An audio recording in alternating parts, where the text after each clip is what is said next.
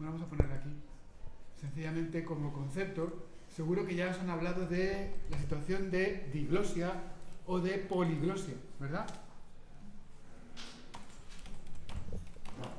A diferencia de una situación plurilingüe o bilingüe, en igualdad de condiciones, cuando varias lenguas se pueden aprender en la escuela al mismo tiempo.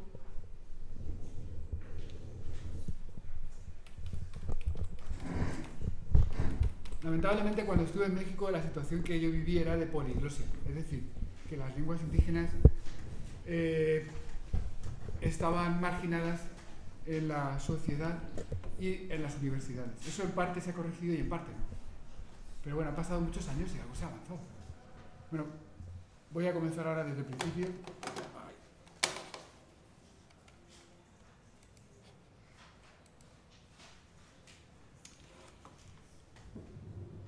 Pasado por aquí no es una canción de mi época, porque yo Dale a ocultar, a ocultar en... ahí, sí, eso. Pero sí que es una canción, digamos, con la que se ha criado mi generación, ¿no? De Luis Eduardo Aute, que ya murió.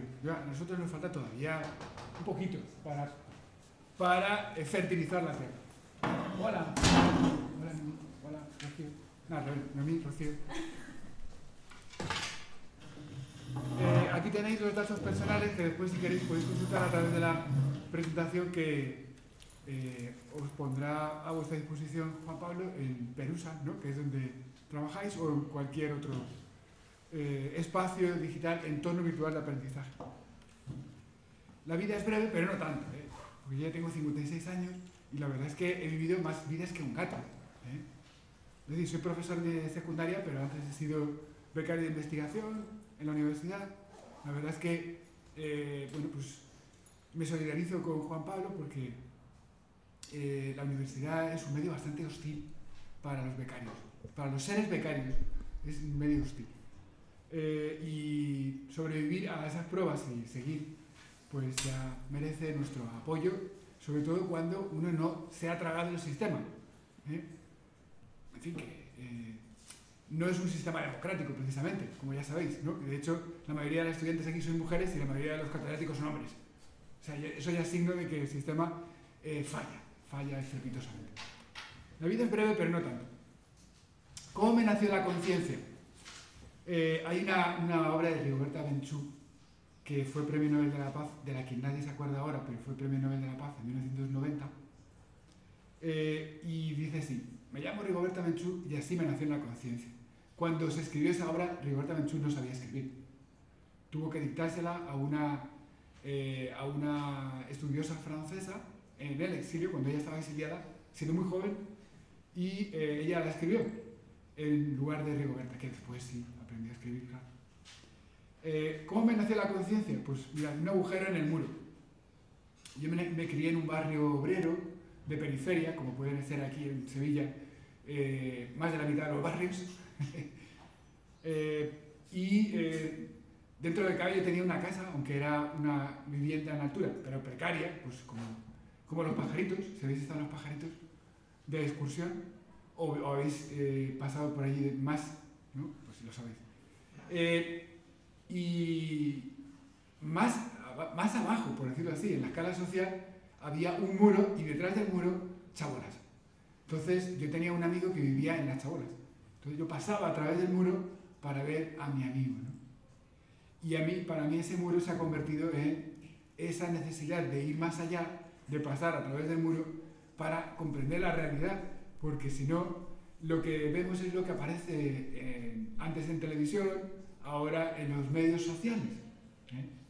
Ya sabéis, por ejemplo, que la Cañada Real en Madrid, habéis oído hablar seguro de la Cañada Real, es uno de los lugares que más suenan, aparece en la prensa, es cierto. Pero, ¿qué personas de la Cañada aparecen en la prensa? Aparece la Cañada, pero no la gente. Aparece el fenómeno, pero no las personas. Aprendizaje por medio de la literatura. ¿Por qué lo recomiendo? Cuando quizás lo más directo sería, pues, aprender el choque con la realidad, ¿no? Creo que la literatura es un puente para encontrarnos con las personas reales, que nos enseña a escuchar, nos enseña a comprender, nos enseña a tener conciencia crítica respecto a los hechos brutos. Y desde luego van mucho más allá del género didáctico o de la enciclopedia. Aunque yo de niño, lo cierto es que yo me crié como un enciclopedista. De verdad, de verdad. Era un niño, ya digo, de barrio obrero. Mi padre compró una enciclopedia y yo me leí toda la enciclopedia. Me leí, punto a cabo, toda la enciclopedia. Desde la página 1 a la página 5500. Toda la enciclopedia, imaginaos, ¿no? Eso ahora es impensable. Bueno, pues gracias a los medios sociales y digitales, pues que ya no es necesario leerse toda la enciclopedia para conectar con la realidad. Y por supuesto es mucho más divertido hacerlo a través de la literatura. El amor a las palabras, la escritura creativa. Ahora se habla de escritura creativa y creo que es bueno que se hable de ella como una didáctica imprescindible en la enseñanza desde los primeros niveles educativos hasta la enseñanza universitaria. Así que si aquí hay talleres de escritura creativa en la universidad, que supongo que hay, no lo perdáis. Como yo me he pasado la vida escribiendo, la verdad, desde muy jovencito, y al final he reunido o publicado una parte solo de lo que he escrito, ¿no? En este libro de poemas se llama Canaán, que es una mezcla de géneros. Yo no tengo un estilo, desconozco lo que es el estilo literario, hay gente que sí, pero lo cultiva como una especie de ritual religioso. Yo no participo de ese ritual religioso, no quiere decir que no sea creyente, que de eso hablaré en otro momento, sino que cultivo muchos géneros, desde el cantar, al haiku, la elegía, la oda, el rap. Ahora sería el trap también, ¿no? Para un escritor o escritora. Y la narrativa, que como sabéis desde hace siglos, bueno, desde el Quijote, es una mezcla de géneros, es una sintopía. Hay utopías que ya todo el mundo reconoce que no se van a cumplir y hay sintopías que ya se están cumpliendo. Y esas sintopías son las que nos hablan de lo que voy a hablaros a continuación, de las identidades múltiples. Ya somos personas mezcladas. El valor incomparable de aprender, la competencia comunicativa y plurilingüe. Si nosotros nos ponemos en contacto con otras lenguas, vamos a desarrollar una competencia plurilingüe, aunque es necesario un contacto permanente para que esa competencia sea plena.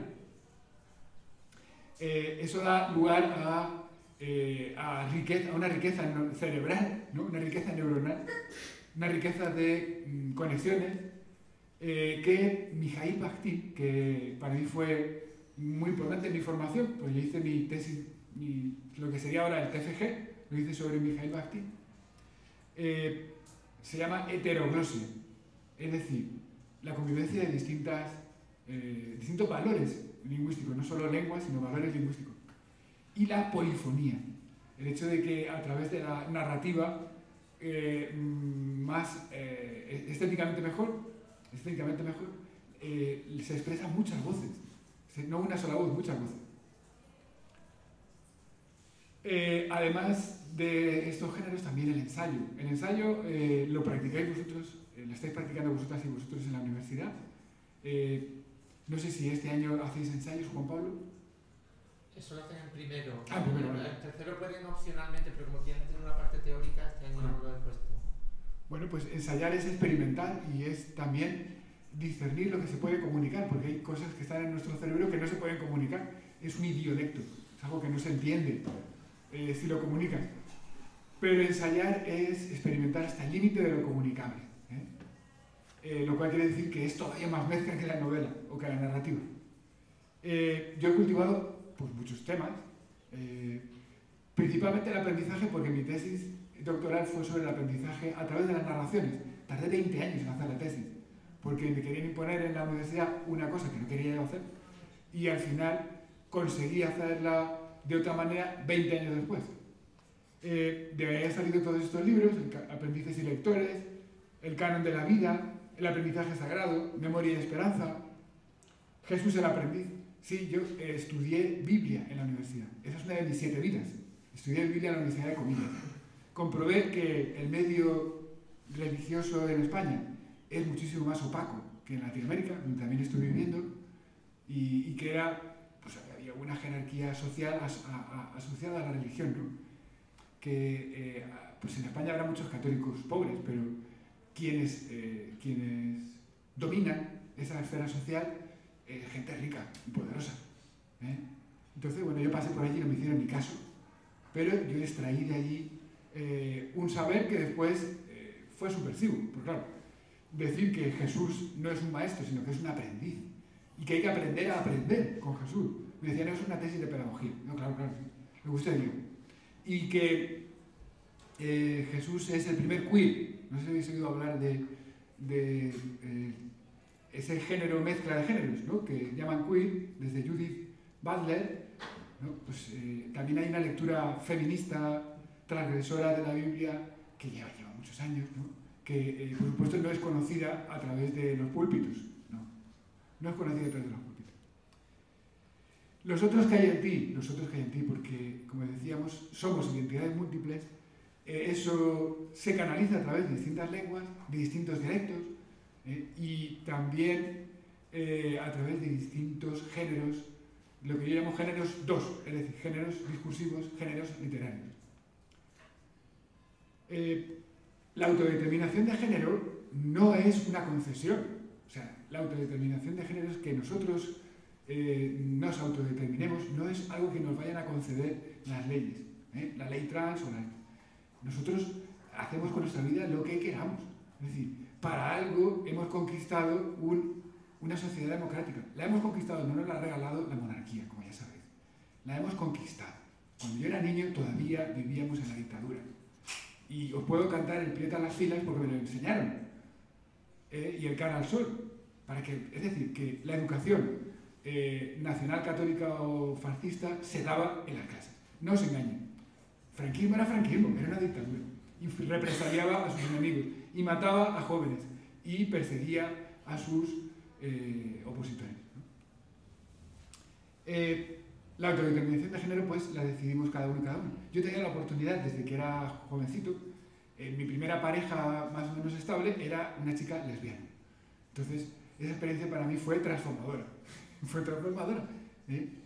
Y estuve muchos años con esta amiga, que por cierto ahora es profesora de la universidad, pero no voy a decir quién. Aquí en la Universidad de Sevilla. Bueno, pues el caso es que la mezcla de géneros es vitalizadora. Es vitalizadora porque nos permite relacionarnos con más personas. Nos quita prejuicios. Los machistas solo se relacionan con machistas. Las personas feministas se relacionan con otras muchas personas. Esa es la diferencia entre feminismo y machismo. El feminismo promueve la liberación y promueve la igualdad. La igualdad, sin duda, en derechos, aunque las personas cada una sean distintas, obviamente. Eso que yo os estoy contando es mi autobiografía. Y estamos haciendo nosotros nuestra propia autobiografía, cada una de vosotras y vosotros lo está haciendo permanentemente. Si algo de lo que yo diga aquí vale la pena, quedará en vuestra autobiografía. Si no vale la pena, pues no pasa nada, porque tenéis otras muchas fuentes de aprendizaje. Como decía, la lectura transgresora del canon se basa no en lo que yo me invente, sino en lo que yo he vivido, en lo que vosotras y vosotros habéis vivido. De ahí nace la lectura transgresora de cualquier obra canonizada. Por ejemplo, del Quijote. El Quijote. Cervantes es un queer total. Cervantes se crió con mujeres. Como sabéis, para él fue importantísima, especialmente su hermano, con quien vivió toda su vida hasta morir, ¿no? Y si leéis el Quijote, pues habréis notado que las mujeres tienen un protagonismo del que carece, por ejemplo, en todas las novelas de Quevedo, ¿no? Quevedo, que era un tremendo representante de la aristocracia cultural. La memoria cultural histórica está organizada en géneros, porque, y eso es importante saberlo, ¿no? Es decir, la memoria cultural no se transmite a través de lo que yo empolle sobre un determinado tema. Yo también he tenido que empollar y fui premio extraordinario de licenciatura, luego tuve que empollar mucho. Pero, pues, hay muchas otras maneras de adquirir el saber y de luego mucho mejores, porque es a través de los géneros discursivos cómo nosotros asumimos una red de conceptos mezclada con prácticas sociales. Es decir, que las prácticas sociales son las que de verdad nos transmiten la memoria. Y sobre todo en humanidades, pero eso pasa también en las ciencias. Las ciencias también son narración, también son narraciones de hechos con los que se pretenden explicar fórmulas matemáticas, ¿no? Y la memoria cultural histórica se organiza pues, en testimonios, autobiografías, fiestas populares, historia, periodismo. Los símbolos humanos se producen en los géneros discursivos de la vida social. Esto lo digo porque no se puede separar la literatura de la lengua, no se debería separar. Y yo creo que la filología como tal, como ciencia, pues todavía tiene mucho que recorrer. Lo que pasa es que tiene un grave pozo que son todos los prejuicios lingüísticos transmitidos por la tradición. La vida aquí en la montaña es un poco pobreza, no pobreza. Antes más jodido y ahorita ya una gente yendo trabajando.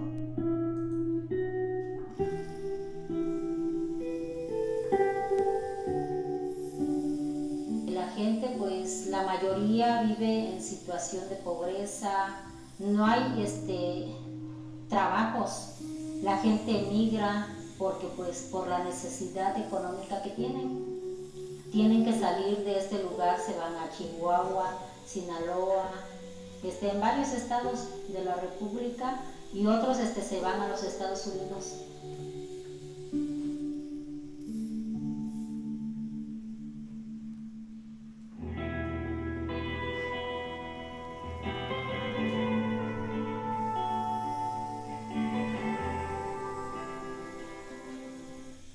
Esta ventanita a la realidad de las comunidades indígenas, las comunidades en los pueblos originarios, en la zona de los pueblos de México, esa es la que yo conocí directamente cuando fui allí a hacer mi servicio social sustitutorio.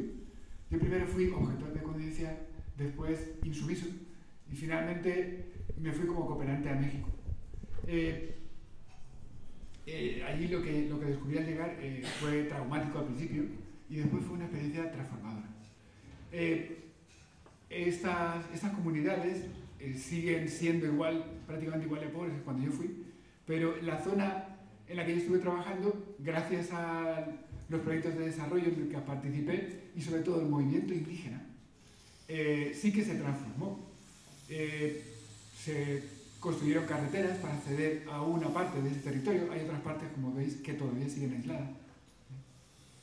Y paradójicamente se está intentando rehabilitarlas con el dinero secuestrado a los narcos.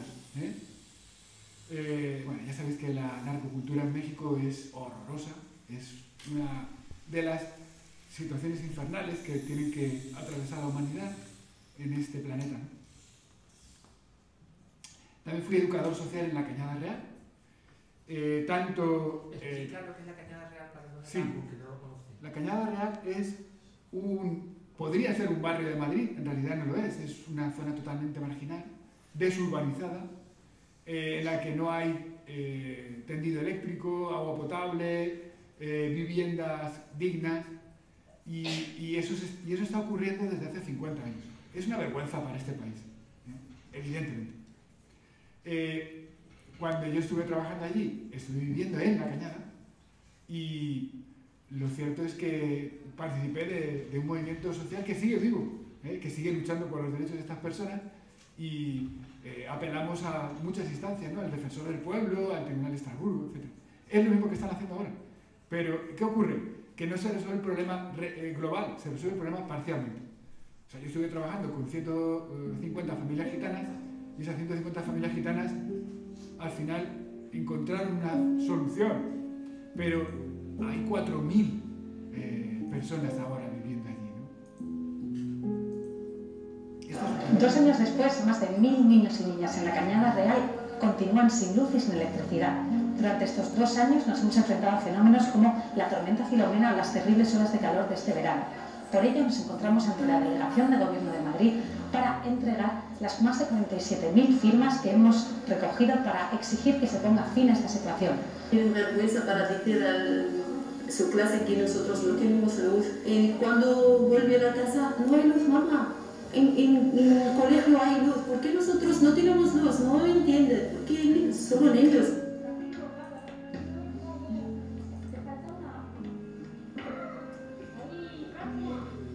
Un curso más, los niños y las niñas van a tener que empezar la clase sin luz, lo que vulnera su derecho a la educación y su derecho a la salud. Cuando sus familias quieren tener contratos y quieren pagar la energía, pero no se les permite. Eso lo hace una compañía que se llama Naturgy, para que le pongamos nombre a las empresas que actúan de esta manera y que evidentemente deberían cumplir un servicio social. México es una nación multicultural, España también. Sin duda, en la Cañada Real eso es muy visible, pero todo nuestro país es también un país multicultural. Donde yo estoy viviendo se llama Ñu Cuachi, es un territorio indígena, pero que sea un territorio indígena no tiene nada que ver con las películas de indios y vaqueros.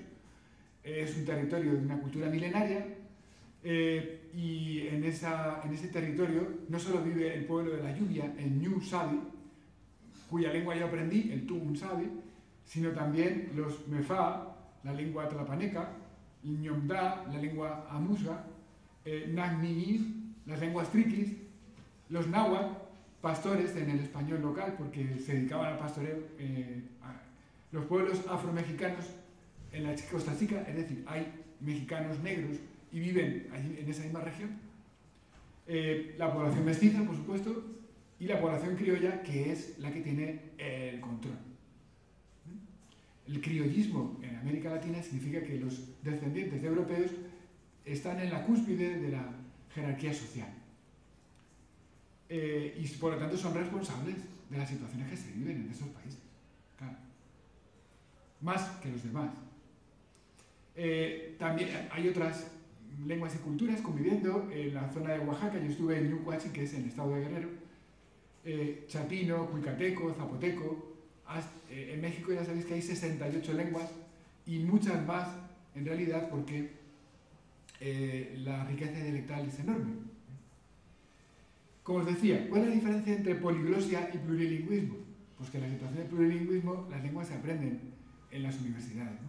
Aquí el otro día me decía Francisco Salguero, catedrático de aquí de lingüística, me decía que están viendo la manera de implantar el catalán como una lengua que se pueda aprender en nuestras aulas, ¿no? Y es que aquí no se habla catalán. Hombre, si decimos que España incluye Cataluña, pues cuando decimos aquí deberemos incluir a catalán, porque si no, qué paradoja, ¿no? Si no, lo que estamos hablando es de colonialismo, Entonces, claro que se puede aprender el catalán, y no es una imposición de los catalanes, es que son catalanes, es que no tiene nada que no estén imponiendo su lengua, es que es su lengua. Daos cuenta de cómo se ha pervertido el discurso oficial. Hay verdades que, aunque se repitan, no se escuchan, y hay mentiras que por repetirse, como sabéis, se convierten en verdades, ¿no? Falsas, claro, en fakes. Bueno, pues la situación de poliglosia es cuando no se establece oficialmente en la administración pública, en los negocios, no se produce esa igualdad entre las lenguas para poder comunicarse, ¿no? Yo estuve enseñando en una zona donde había una escuela intercultural bilingüe. Hay un sistema en toda América Latina que se llama la Escuela Intercultural Bilingüe, donde colaboran unos países con otros, pero que en unos países es más real que en otros, ¿no? En México, en algunas zonas, se ha conseguido ese bilingüismo, pero en otras no. Entonces, las zonas más pobres, sin duda que no. Los maestros que iban ni siquiera hablaban la lengua que iban a enseñar, ¿no? Entonces, lo que enseñaban era español. Y unos poquitos maestros enseñaban tunsavi, pero eran los más concienciados, eran los más revolucionarios. La lingüística aplicada, pues, tiene un enorme campo, como veis, ¿no? Cuando yo estudié filología, os decía que estaba unida la teoría de la literatura con la lingüística general.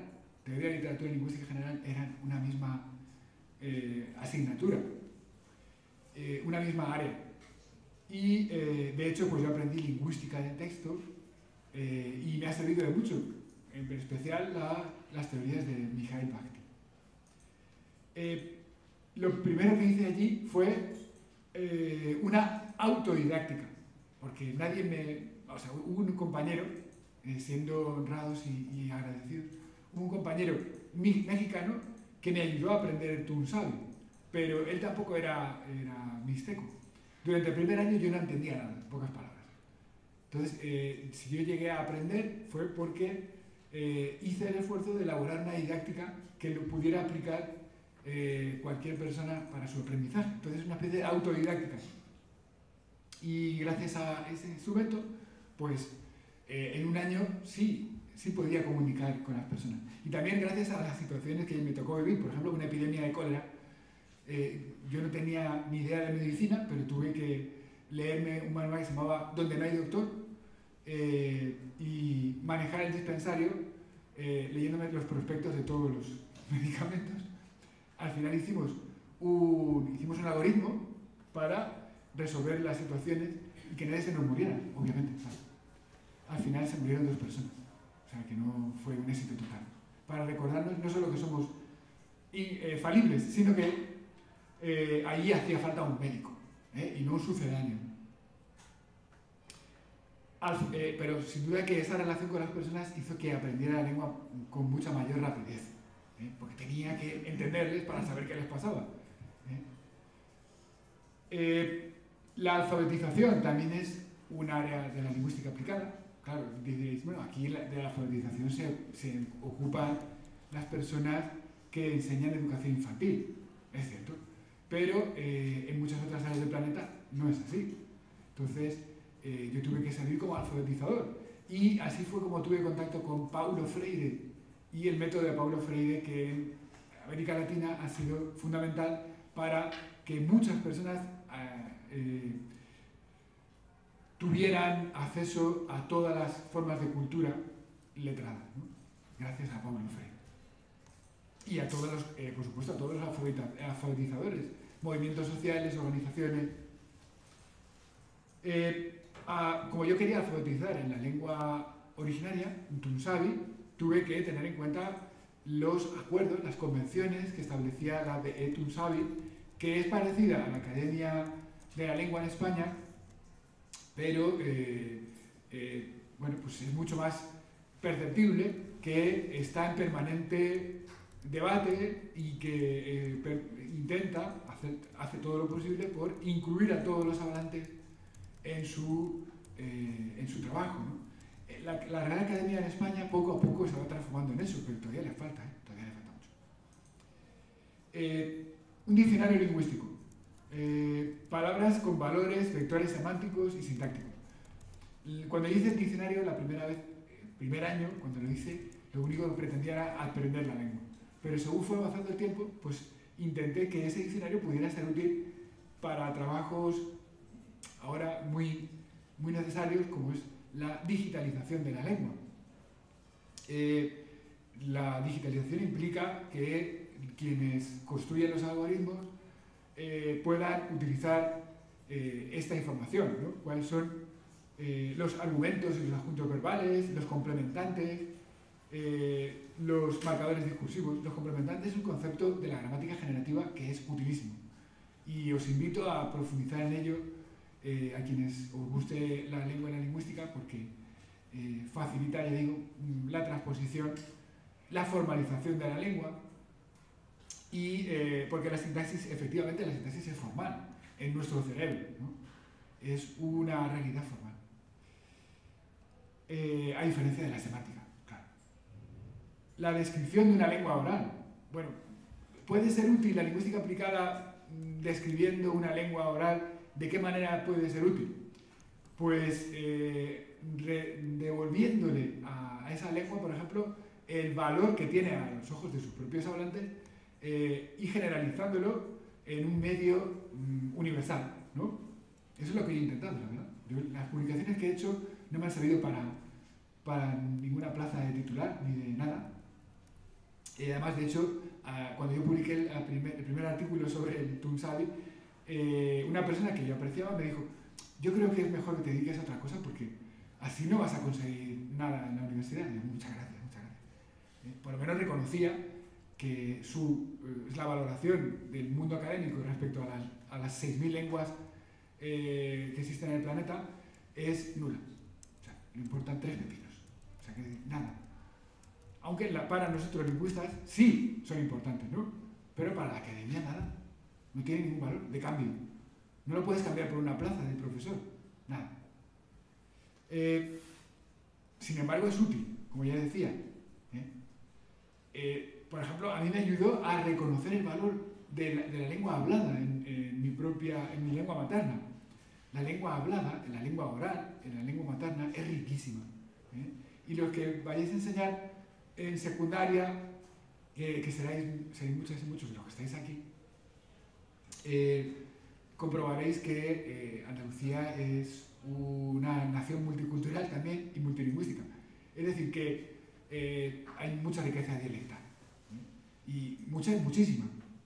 De un pueblo a otro ya hay variantes. Por supuesto, si vamos desde Huelva hasta Almería, es que parece que hablemos lenguas distintas. Claro, son dialectos muy diferenciados. Y se habla del andaluz, pues porque es una convención, igual que hablamos del español de manera convencional. Y intentamos tender puentes para la intelección mutua, para la mutua intelección. Como pasaba en el Imperio Romano, también se tendían puentes para la mutua intelección, aunque se hablaban distintas maneras de latín, ¿no? Distintas modalidades. Los marcos de la memoria, como ya os decía, son los géneros discursivos, no voy a insistir en ello, y luego la transformación que estamos viviendo de los géneros de la memoria oral o la memoria gramatical a la memoria digital. Estamos viviendo una transformación, es una transformación tremenda. Solo quien esté encerrado en la academia, en su despacho, viendo cosas en blanco y negro, que son los folios, ¿no? De papel, blanco y negro, se pierde todo el colorido que hay en la realidad, ¿no?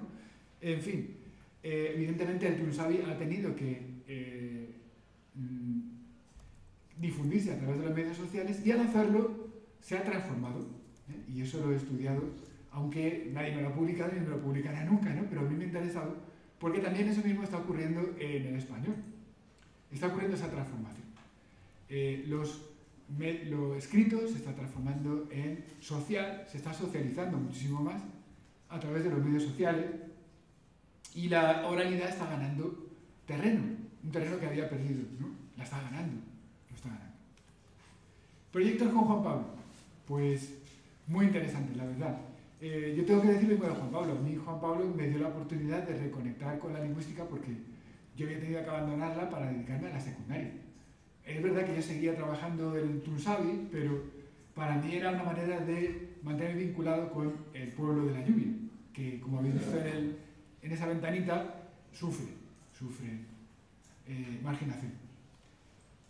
El proyecto con el que hemos estado trabajando estos 7 años ha sido riquísimo. Podéis bichear y conocerlo. Esta foto la hicimos cuando estuvieron de visita colegas mixtecas y mixtecos.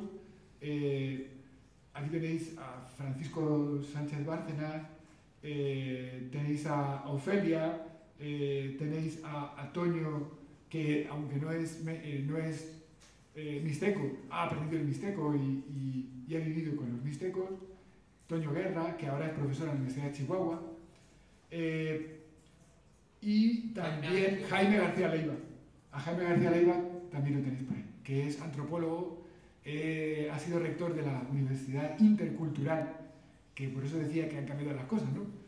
Hay universidades interculturales donde va la población indígena a aprender. Pero es curioso porque esa universidad es intercultural porque hay indígenas. Pero la universidad oficial, las universidades convencionales, no lo son. No son interculturales.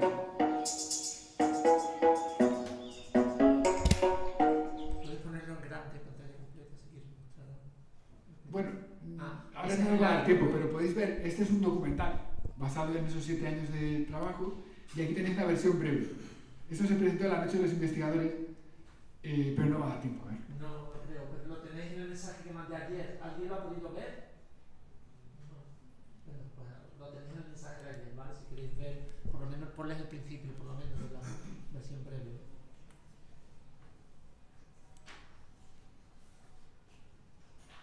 Debéis durar menos de 7 minutos, ¿vale? 지롱지롱 가초만요 지롱지롱 가초만요 이딴두콩 띠띠봉광 이딴두콩 꽈띠봉마숑 지롱지롱 가초만요 지롱지롱. Todo empezó hace ya unos años, en 2014, en la asignatura de Lingüística General, cuyo profesor era Juan Pablo Mora, y gracias a la iniciativa de Joaquín Martínez surgió el proyecto en la Tiascu Tunsavi, que lo podéis ver, ¿eh? Lo podéis ver, y para eso está ahí, está a vuestra disposición.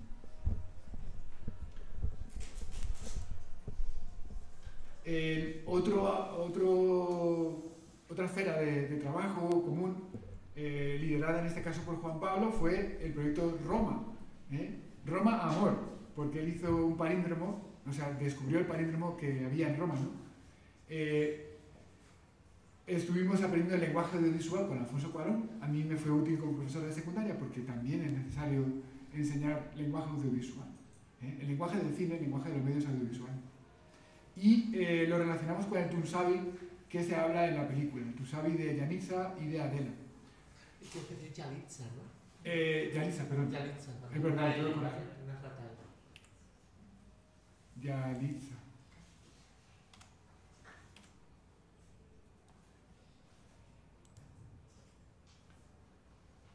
Vaya. Bueno, os iba a poner unas escenas, pero ahora dice que no reconoce. Dale otra vez porque antes te pasó lo mismo. Dale para afuera. No. Bueno, no se puede reproducir en este momento. No pasa nada. Ahí están seleccionadas todas las escenas en Tunsavi de la película. Son alrededor de 20 minutos. Y de ahí partí yo para intentar eso, poner al acceso de mucha más gente la lengua de la lluvia. Jóvenes con investigadores. Ahí. Es un nuevo modelo de bachillerato. Todas vosotras y vosotros, pero yo también, estudiamos el bachillerato como un anticipo, una preparación para el examen de selectividad. Y ahora hay gente de la universidad pidiendo firmas para defender el bachillerato. Hombre, no, defender el bachillerato no, defender el poder que tienes sobre los profesores de secundaria que enseñan bachillerato, porque a través de la ponencia universitaria tú dominas, estableces el canon, dices lo que se debe enseñar y lo que no se debe enseñar.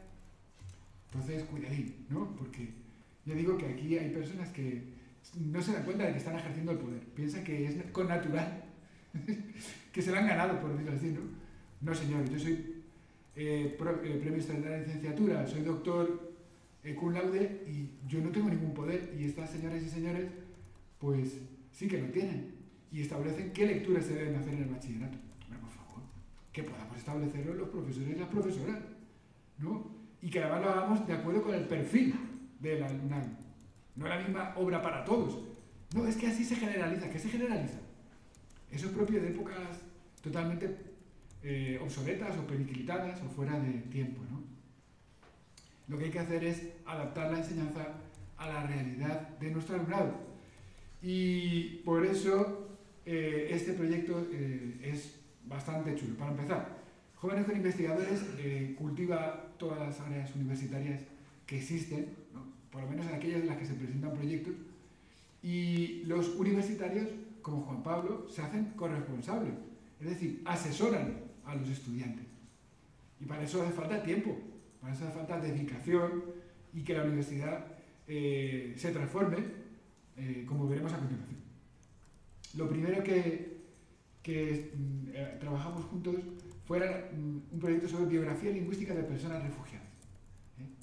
¿Qué conseguimos por medio de ese proyecto? Pues que estos jóvenes y los que participaron en ese congreso de jóvenes, de jóvenes investigadores e investigadoras se dieran cuenta de que las personas refugiadas no son personas analfabetas, personas que no tienen nada que enseñarnos, al contrario, son personas plurilingües, para empezar, la gran mayoría, salvo excepciones como por ejemplo las personas turcas.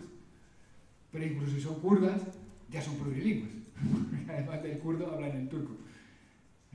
Es decir que, bueno, pues ya tienen algo que enseñarnos a los españolitos, ¿no? Porque desgraciadamente no nos han enseñado a ser plurilingües. Es verdad que ahora hay un sistema de educación bilingüe, pero eso sería largo de debatir. Los productos finales fueron muy chulos. Y por supuesto los productos finales están protagonizados por el equipo de jóvenes que... Hola a todos, somos un grupo de estudiantes que ha trabajado en el proyecto de jóvenes con investigadores y nuestro trabajo se ha titulado Biografía lingüística de personas refugiadas y detección de algunas de sus necesidades en cuanto al aprendizaje de español como segunda lengua. Vale. Siguiente proyecto, sesgos de género en la inteligencia artificial. Hay una persona del área en esta universidad a que yo respeto, que cuando se enteró de este proyecto decía, pero vamos a ver, ¿a quién se le ha ocurrido que la inteligencia artificial pueda ser machista? Y a mí esa frase me sirvió para plantear ese desafío a mis estudiantes, ¿no? ¿A quién se le ha ocurrido que la inteligencia artificial pueda ser machista? Pues efectivamente, a personas que tienen una conciencia crítica acerca del género. Si no tienes esa conciencia crítica, pues no se te ocurre. Claro. Pero la inteligencia artificial se entrena, podríamos decir que adoctrinan a la inteligencia artificial, la entrenan, porque entrenar y adoctrinar es lo mismo. Lo que nosotros hacemos en las aulas de secundaria no es adoctrinar, es debatir, proponer, ¿no? A través del machine learning o el aprendizaje automático. Y bueno, los especialistas... Ha ocurrido que la inteligencia artificial puede ser machista. Los especialistas se dedican a procesar el lenguaje natural para que los programas informáticos lo puedan usar, ¿no? y las supercomputadoras lo puedan usar. Es un proyecto que viene de la Universidad de Sevilla y en el que nos van a hablar sobre la inteligencia artificial y su lenguaje. Así que invito a los componentes del grupo a que participéis. En este proyecto han participado también, en este año, este congreso están participando alumnos también de IEDA. Como sabéis, el IEDA es el organismo... Bueno, esto sería largo, pero aquí lo tenéis. Y es muy interesante lo que dijeron las chicas y los chicos que participaron en el proyecto. Por supuesto, ellos aportaron mucho. Estudiaron los medios sociales y determinaron qué sesgos había en los medios sociales, porque es a través de los medios sociales como aprende la inteligencia artificial. Los datos, las bases de datos enormes, gigantescas, que utilizan en el procesamiento del lenguaje natural son corpus extraídos de los medios sociales. Eso del procesamiento del lenguaje natural es lo que también se conoce como lingüística computacional, una de las grandes salidas de la lingüística aplicada, una de las grandes aplicaciones, y seguramente donde hay más trabajo y donde va a haber más trabajo, así que os animo a explorarla. Claro, y además con ese sentido crítico que no te hace sentir parte de Matrix, ¿eh? O sea, se puede estudiar lingüística computacional con libertad de conciencia. O sea, no nos convertimos en máquinas por eso, al contrario, nosotros somos quienes programamos. E incluso aunque no sepamos programación, o que sepamos lo mínimo, lo básico de programación, ¿no? Que entendamos cómo funcionan los programas, pues ya podemos ser útiles. Como filólogas y filólogos. El lenguaje inclusivo y sus fantasmas. Este proyecto lo llevamos a cabo el año pasado. Yo ahí solo estuve como tutor. Fueron Juan Pablo, Vicente y Paula Barriendo quienes lo lideraron. Y fue muy interesante porque sacó a la luz efectivamente muchos fantasmas que se ponen al lenguaje inclusivo. El lenguaje inclusivo es una realidad. Y quienes lo defienden pues tienen sus motivos y los exponen y argumentan para quien quiera escucharlos. Quienes se oponen al lenguaje inclusivo, bueno, pues tendrán también sus motivos, pero habría que preguntarse que quién les ha dado vela en esa vida, no en ese entierro, sino en esa vida, ¿no? Bueno, pues tú no quieres utilizar el lenguaje inclusivo, pues no lo utilices. Nadie te obliga, pero lo que no puedes hacer es prohibir que se use. Si lo prohíbes, estás actuando con una mentalidad que ¿cómo calificaríais vosotros? Tolerante, respetuosa, con la alteridad, o más bien totalitaria e impositiva. Claro, esa es la cuestión, es una cuestión de sentido común. Pero hay que investigarlo y hay que localizar esos.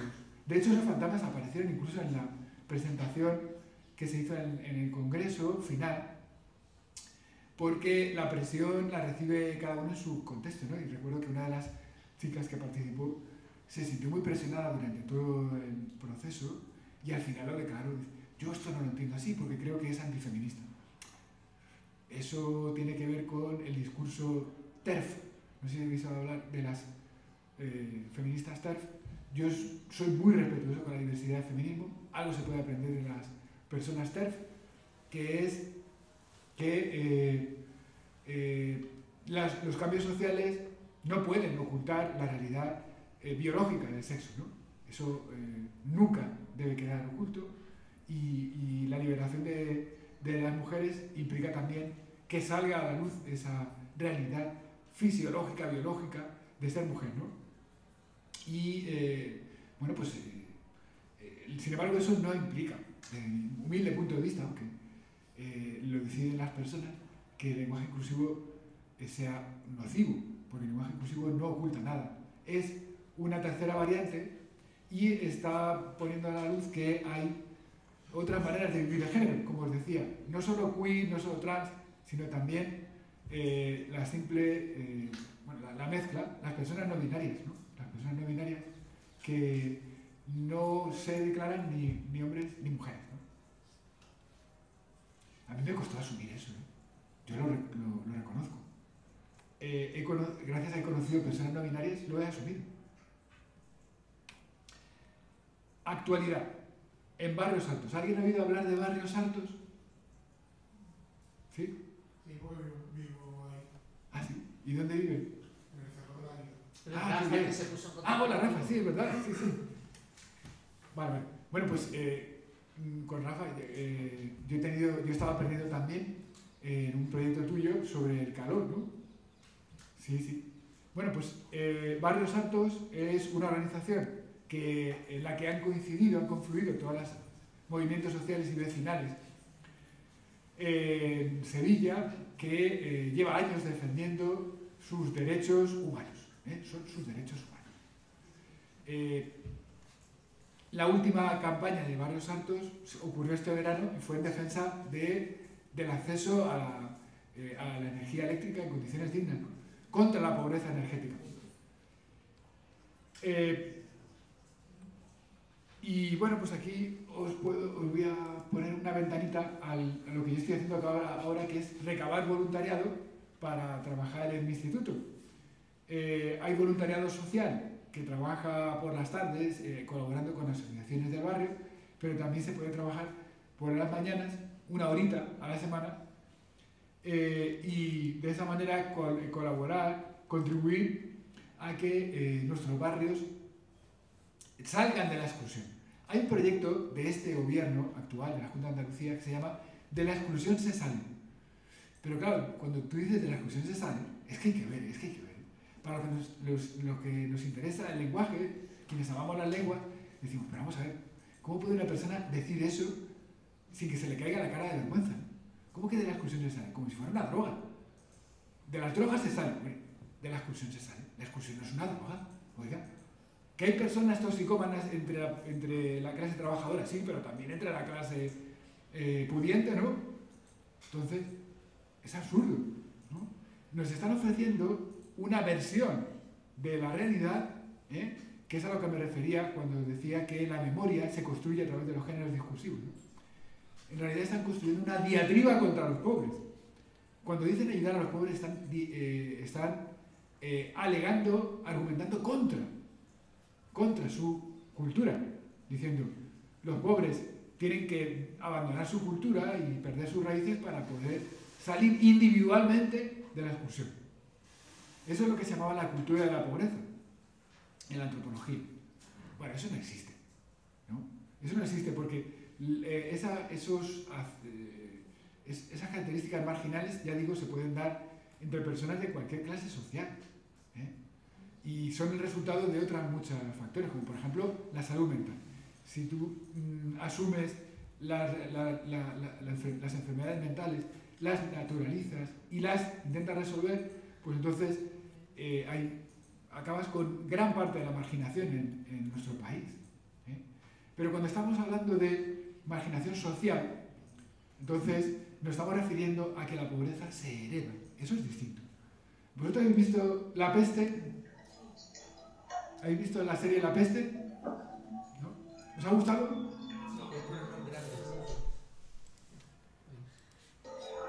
Es que aquí no se ve nada.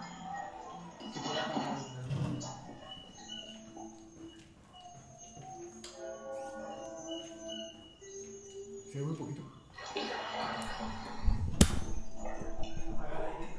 No, pero no es por eso, no es por eso.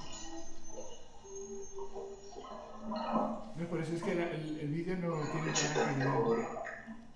Siviglia, la porta dell'America, la città più bella del mondo. Bueno, estos son extractos de la serie donde se hace una descripción topográfica, visual de la ciudad de Sevilla en el siglo XVI, ¿no? Y es algo que han trabajado mucho quienes produjeron la serie, Alberto Rodríguez y su equipo. Bueno, el caso es que esas imágenes de Sevilla nos están hablando de una ciudad que existió hace 5 siglos y de una ciudad que existe ahora. Quienes han hecho esa serie están pensando en la Sevilla de hoy también. Esta crítica me parece muy buena. Dice, los prohombres de la ciudad viven a espaldas de la calle, de la gente pobre, y cuando aparecen los primeros casos de peste, creen que si hacen oídos sordos y confinan la enfermedad a la chabola fuera de las murallas, podrán seguir con su día a día como si no pasara nada. Eso no ha ocurrido en parte con la pandemia y en parte no ha ocurrido. En parte, pues ya vivimos en el siglo de los derechos humanos, ¿no? Y por lo tanto se ha abordado de cara la realidad de la pandemia del COVID, pero hay otras muchas enfermedades endémicas que no se tratan así. Y dice, la podredumbre no se puede detener de esa manera, porque está en el interior de las personas. Esa frase podría referirse, por ejemplo, a La Peste de Albert Camus. Si habéis leído la novela de Albert Camus, La Peste, de la que se habló mucho precisamente cuando empezó la pandemia, ¿no? Efectivamente, cualquier pandemia nos está revelando que todas las injusticias que producen la enfermedad, en realidad la producen. Ya sabéis que el calentamiento global nos va a enfrentar a más virus que estamos sacando literalmente. Esos son los auténticos zombies. Los virus son los zombies. Son los que estamos desenterrando del permafrost y a causa del capitalismo enajenado que no se frena ante nada. Y lo habéis visto en la última conferencia de países, en la última cumbre del clima, en Egipto. Esta es una imagen de la serie, los arrabales fuera de las murallas, y fijaos, yo creo que quienes lo han diseñado se han inspirado en esta otra. Esta es la barriada de Amate. La barriada de Amate, que en los años 20 y 30 se formó a raíz de la exposición iberoamericana de 1929. Se crearon barrios ricos y se crearon barrios pobres. Pero no se crearon pues porque vino un ángel del cielo y los distribuyó. No, porque el poder los distribuyó así. Entonces, había una gran llanura, ¿no? que va desde Ciudad Jardín hasta el Parque Amate, y toda esa llanura se llenó de chabolas. Lo que hicieron fue la población dispersa reunirla allí.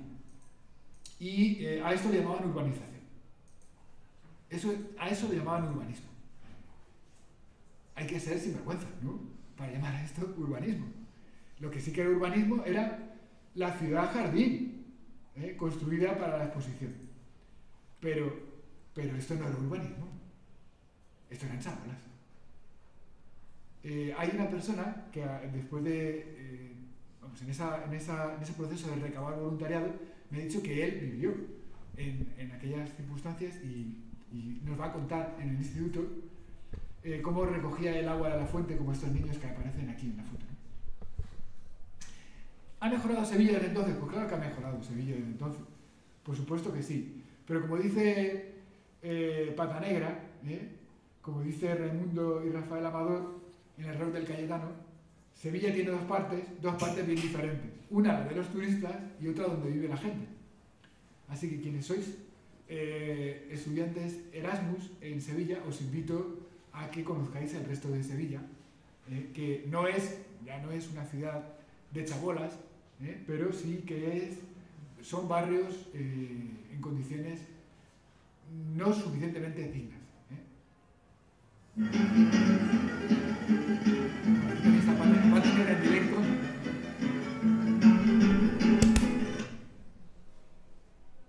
Me imagino lo que dirían Raimundo Amador y Rafael Amador si le dijeran a que sí que es verdad que de la expulsión se sale, ¿no?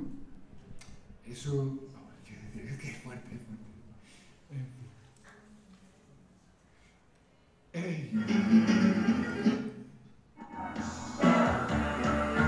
Dentro de la bolsa del rock nacional, los Ronaldos son sin duda un valor en alza.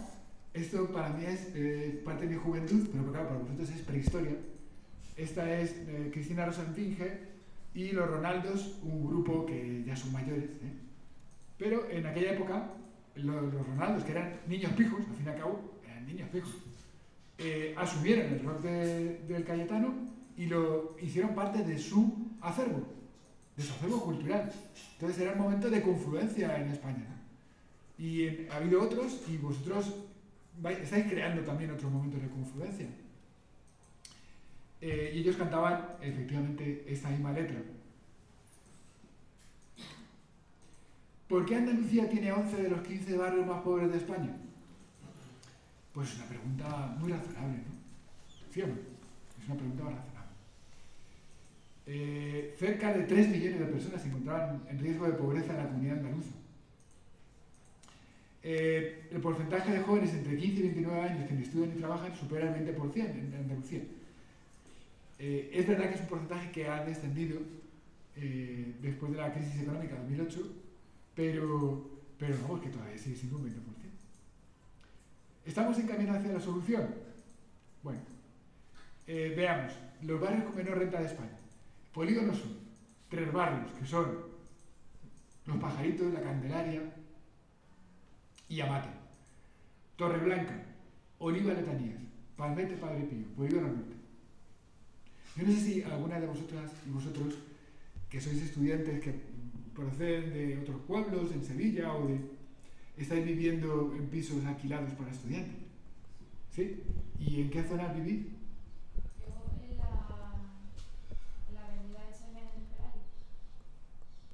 ¿Cerca de aquí, entonces? Sí. Ajá.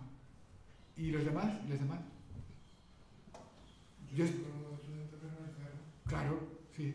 Yo estuve viviendo primero en el Polígono Norte y después en Los Pajaritos, porque los pisos de alquiler eran mucho más baratos. Yo imagino que con el paso del tiempo, bueno, pues también los estudiantes se han ido acercando a la universidad, ¿no? Y lo cierto es que está bien, ¿no? Pero es importante también que conozcamos la realidad de nuestra ciudad, ¿no? Hay una residencia universitaria, podéis solicitar, que está en las 3.000 viviendas. Pertenece a la UFO, pero cualquier estudiante puede solicitarla, y si te estás dispuesto a hacer voluntariado social, te lo dejan mucho más barato. O sea, por un precio muy... Os animo a que andáis buscando para el año que viene, os apuntéis. Se llama Flora Tristán. Sí, Flora Tristán, que es todo un símbolo de los movimientos sociales. Bueno, pues yo también os invito a hacer voluntariado y a difundirlo entre vuestras amistades en el barrio, en 3 barrios, o como llamamos allí, entre barrios, ¿no? Que está entre Cerro del Águila, Amate, Rocher-Lambert, Los Pajaritos. Bueno, salgo de aquí y vuelvo a donde estaba. Se necesita voluntariado para eliminar barreras. Ah, no, esto es no me lo había saltado.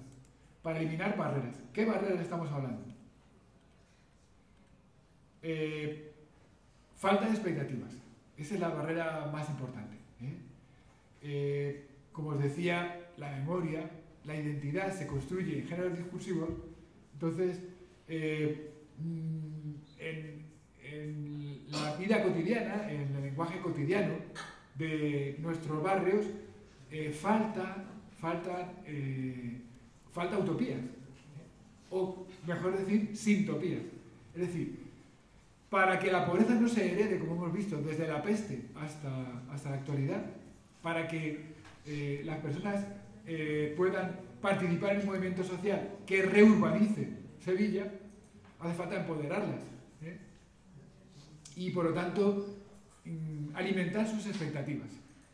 Que los niños no se sientan incapaces de continuar aprendiendo a lo largo de la vida. Al contrario, que sientan que son capaces, ¿no?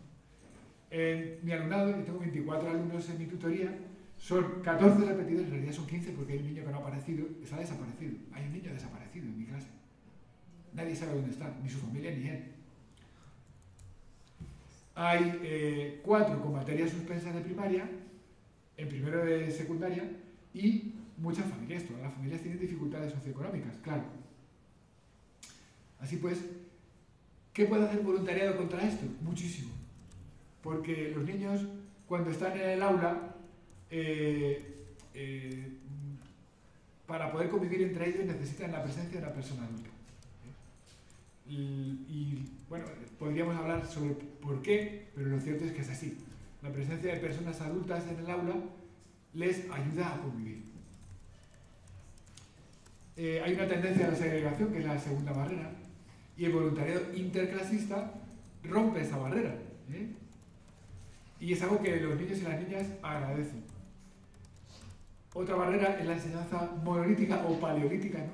Que es pues eso, el discurso magistral, el libro de texto, en vez de crear recursos para estos niños y niñas. La enseñanza unidimensional, que se basa en la indiferencia docente. Yo eso lo he conocido, no sé si vosotras y vosotros también, vuestra experiencia escolar, profesores y profesoras que se las dan de indiferentes. Ellos no tienen empatía. Y de esa manera dicen que son más justos, porque así no favorecen a nadie. ¿Cómo que no favorecen a nadie? Tendrás que empatizar, ¿no? ¿No? Vosotros lo estáis aprendiendo porque a través del proyecto ECO empezáis por la fase empatizar. En la fase explora empieza por empatizar con la situación real que vas a investigar. Bueno, salgo de aquí porque si no se me acaba el tiempo. Sí, 5 minutos. Vale. Situaciones inclusivas de aprendizaje. Bueno, aquí tenéis el artículo donde tenéis los recursos que podéis usar si os interesa la enseñanza, que yo os animo a que ya se vaya convirtiendo en una vocación personal, una llamada, un interés, ¿no? ¿Cuántas personas aquí se quieren dedicar a la enseñanza de español como primera lengua? Es decir, en el centro secundario, ¿no? Penséis una mayoría de los españoles. Y los Erasmus, muchos de que se dedican a la enseñanza de español como segunda lengua, ¿vale? Bueno, perdón. Nada, simplemente deciros que a servicio precisamente de la reforma educativa, pues he estado trabajando, llevo trabajando muchos años, ¿no? Pero he reunido algunas herramientas que pueden ser útiles. Esto es una colección de situaciones de aprendizaje de todas las materias, no solo de las lingüísticas, y también hay un libro digital en línea y en formato EPUB que os podéis descargar. En concreto, este libro en realidad es un curso para la formación de profesorado. Tenéis una tarea en el Perusal, lo hemos dado ya varias veces, si queréis mirarlo, ahí lo tenéis. Aquí se habla de todas las variantes de situaciones de aprendizaje. Por ejemplo, los recursos educativos abiertos dan acceso a muchas de ellas, y tened en cuenta que, a diferencia de los libros de texto, se puede trabajar a partir de las experiencias de otras personas. Y yo las puedo adaptar y las puedo reformular, y ese proceso es totalmente legítimo, se basa en las licencias de cultura libre y se llama recursos educativos abiertos. Las tareas integradas como microproyectos. hay una colección de experiencias memorables, que es esta, Escuelas en Red, es una red tejida por Rodrigo Juan García, es un colega muy comprometido con el cambio educativo. Se puede programar por proyectos, hay gente que lo niega, pero ya con la nueva ley es un hecho. Y luego, pues, los proyectos de investigación, como el que hemos visto, Jóvenes con Investigadores, pero también en Cataluña, donde en bachillerato se utilizan los... Vamos, es obligatorio que todos los estudiantes elaboren un treball de recerca. Y ese treball de recerca es en realidad un proyecto de investigación que lo va a evaluar no solo su profesor o profesora de secundaria, sino también profesores y profesoras universitarios, ¿no? Y creo que es más justo que tú durante 2 años estés elaborando un portafolio con tu aprendizaje, que ese portafolio sea evaluado al final de tu trayecto como bachiller, que no presentarse a un examen que tiene un enorme peso sobre la nota final, hasta el 60% en el actual sistema, aunque va a cambiar y se va a reducir, ¿no? Creo que es mucho más justo que se tenga en cuenta tu trabajo durante 2 años. Los proyectos Erasmus y Twinning también funcionan en la secundaria y se basan precisamente en ese diseño de proyectos que hace muchísimo más atractivo el aprendizaje. El ABP al revés, bueno, no sé si habéis oído hablar de Flip Learning, la clase al revés. La clase al revés está pensada para aquellas partes que exigen instrucción directa por parte de los docentes, ¿no? Que en este caso hablamos de los conceptos de la gramática y de la lingüística que se tienen que aprender gracias en parte a la instrucción directa del docente. Sí, es cierto, pero tiene que ser de una manera también atractiva, con ayuda de medios audiovisuales, con ayuda de medios visuales, ¿no? Finalmente a lo que propendemos es a un sistema de evaluación inclusiva, donde lo más importante es la retroalimentación que nosotros como docentes damos a las personas. Recordad vuestro aprendizaje escolar, mientras estabais en la escuela, qué diferencia, ¿no?, entre profesores y profesoras que os estaban diciendo de muchas maneras aquello en lo que debíais mejorar, a través de anotaciones, oralmente, en diálogo con vosotras, porque enseñar es dialogar. ¿Qué diferencia con respecto a esas personas indiferentes, parapetadas detrás de una mesa o detrás o encima de un altar, ¿no?, que no daban retroalimentación, simplemente hacían exámenes y había que rogarles para que te dieran el examen, porque el examen era un hecho jurídico, no era un hecho educativo, no era un medio de aprendizaje. El examen era un juicio, y claro, eso es totalmente antipedagógico. Si vosotros lo habéis tenido que sufrir y lo sufrís todavía en estas aulas, por favor, no lo transmitáis a la siguiente generación. Es decir, curaos de ese virus. ¿Qué terapia hay que hacer para curarse de ese virus? Yo os propongo el voluntariado. Supongo que ya os puedo decir que Noemí y Rocío, el primer día que vieron lo que ocurría allí en el aula, se quedaron un poquito asustadas, ¿no? Porque, quisieron salir corriendo. Claro. Pero no hay ningún peligro físico, ¿verdad? No hay ningún peligro físico, ahí nadie te va a agredir. O sea, es que hay mitos, ¿verdad?, sobre los barrios obreros que son totalmente falsos. Lo que sí que es cierto es que en la medida que los niños y niñas no tienen expectativas acerca de lo que le puede dar el sistema educativo, lo que puede aportarles a sus vidas, para ellos lo más interesante es estar con sus amigas y amigos. Eso sí que les proporciona vida, esa interacción social. Y si el profesor desaparece y se va, pues mejor, no pasa nada, nos quedamos allí. Es decir, yo me podría sentar y ver pasar la vida, porque ellos se entretienen solos. Es como dice la canción de The Wall de Pink Floyd, ¿no? We don't need your education. No necesitamos vuestra educación porque nosotros tenemos nuestra propia vida. Esa realidad de las culturas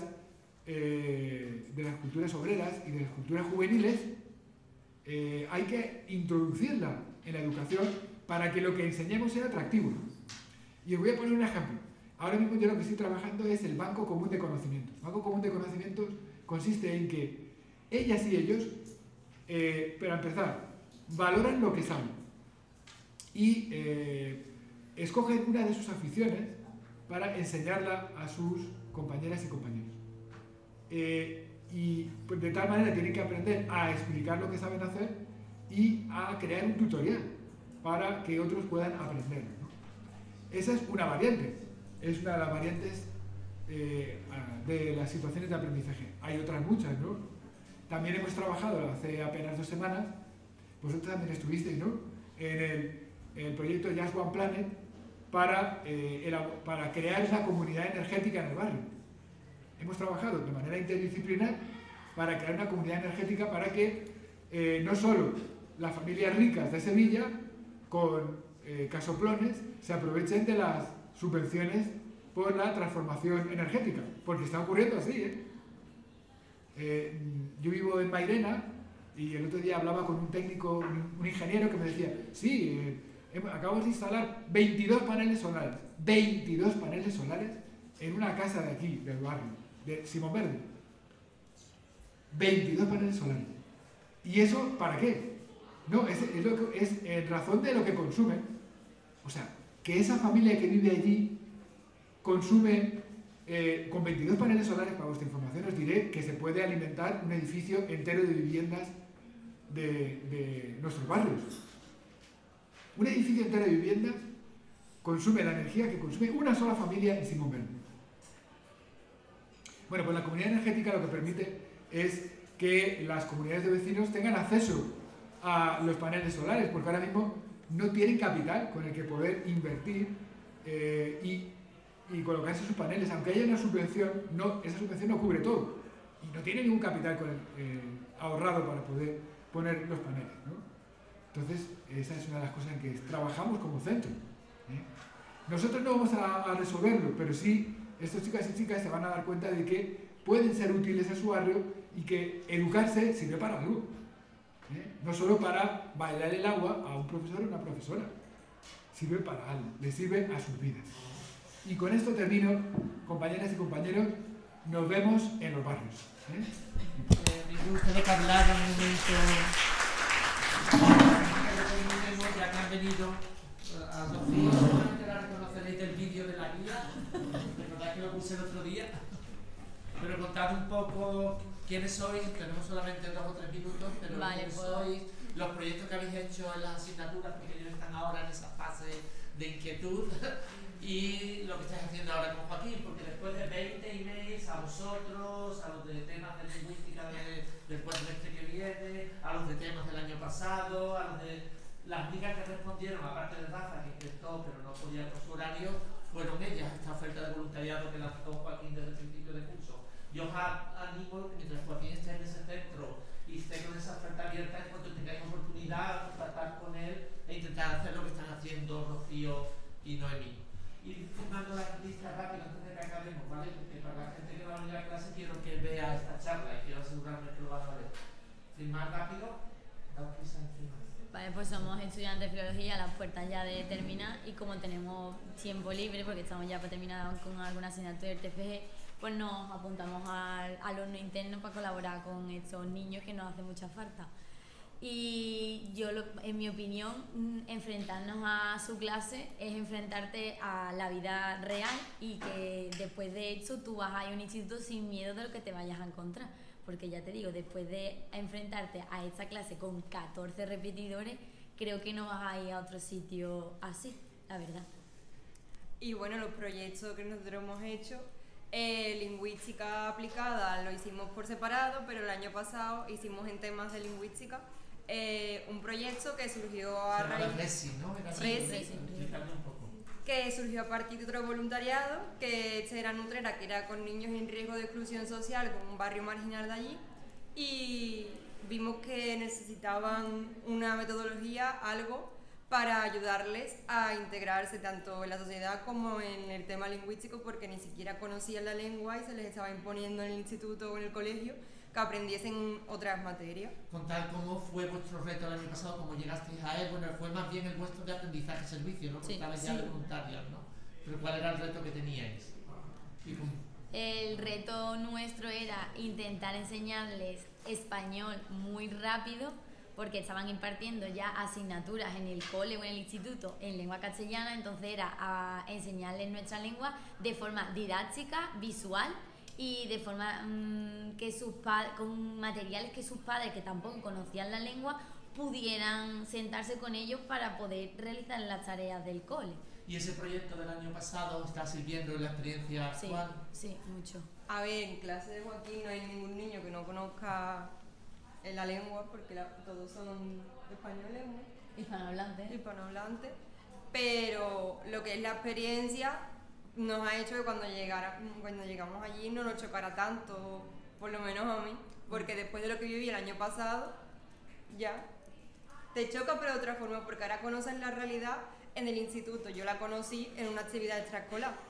Yo la conocí directamente. Yo venía de un instituto concertado, que todos nos conocíamos por nuestro nombre y apellido y estaban encima tuya, y llegué a un instituto que vale, no sé cómo explicar, pero para mí fue chocante. O sea, muchísimos niños, solamente hay 4 niñas. O sea, esas 4 niñas están ahí un poco haciendo presión. No sé, para mí está siendo muy enriquecedor, porque pienso que cuando me enfrento a una clase yo sola, no me va a dar miedo enfrentarme a esa cantidad de niños con diferentes necesidades. ¿Y podéis describir brevemente cómo funciona Joaquín con su alumnado? ¿Qué tipo de proyectos hace? ¿Cómo lo hace? Es completamente diferente a lo que estamos estipulados a ver. No hay un libro de texto con unas actividades, no hay un guión de este es el temario.